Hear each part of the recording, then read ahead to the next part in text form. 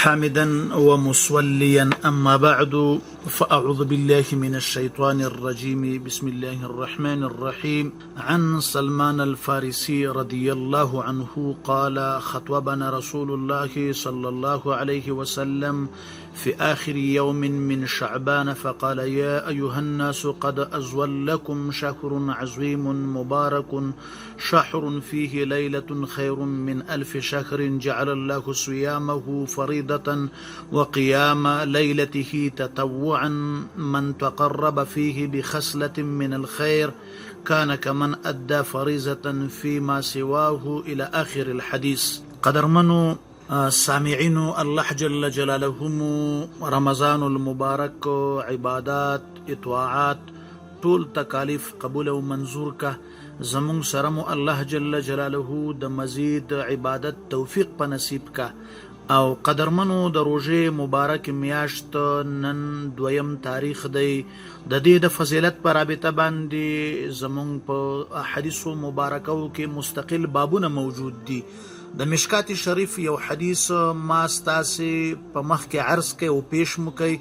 دغه حدیث مبارکه راوی سلمان فارسی رضی الله عنه دی. دا مبارک فرمای چې د شعبان په اخر ورځو کې به رسول الله صلی الله علیه وسلم مونږ ته وینا کوله.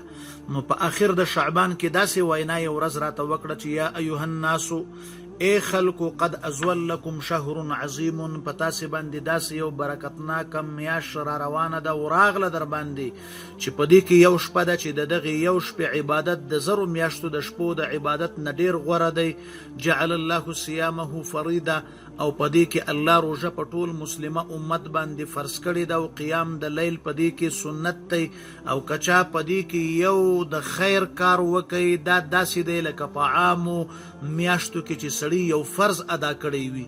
او په دې رمضان المبارک کې چې چا یو فرض ادا کوي کمن ادى 70 فریضه فيما سواه، داسې دی لکه په عامو میاشتو کې او په عامو وختونو کې چې اویا فرضونه ادا کړي وي. محبوب علیه السلام او فرمایل چې ای صحابه کرامو دا د صبر میاشته، د خوراک نه صبر دی، د څښاک نه صبر دی، د نزدېکت نه صبر دی، د غیبت نه صبر دی، د بهتان نه صبر دی، او د ټولو منکراتو نه پکې صبر دی، او د صبر بدله جنت دی.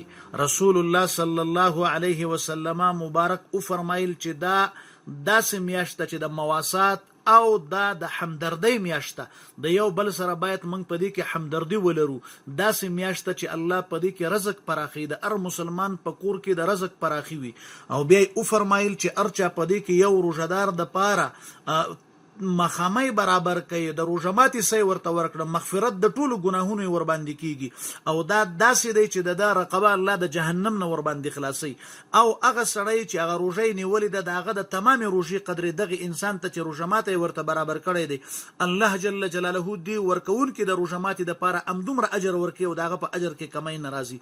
صحابه ته پوس کې د الله رسول مون فقیر خلک یو سن لرو چې مسلمان ته او چاته ورکو چې روژه پرې ماته کی. پیغمبر صلی الله علیه وسلم ورته او فرمایل دا ثواب هغه چا د پارم دی چې یو غړپ شیدې چاته ورکړي، هغه چاتم ته چې یو خرمای چاته ورکړه، هغه چاتم دی چې یو غړپ اوبې د چا د پاره ورکړي. او چا چې روژهدار او چا چې روژه نیولې او دای موړ کوي الله جل جلاله به وي زما په حوض کوثر باندې سیراب کی، داسې حوض کوثر چې تر جنت پورې تر دخول پورې بیا په د باندې تندران شي. او په اخر کې د مبارک او فرمایل چې اول لس ورځې د رحمت دي، دویم لس ورځې د مغفرت دي، او دریم لس ورځې دا د جهنم د اور نه د خلاصون دي.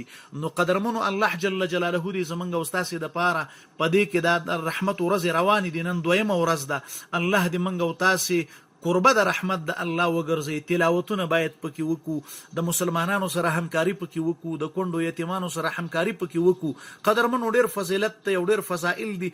دا یو لنح، دا یو حدیث مو او د دې هغه مفهوم او معنا مستاسې په حضور کې عرض کړه.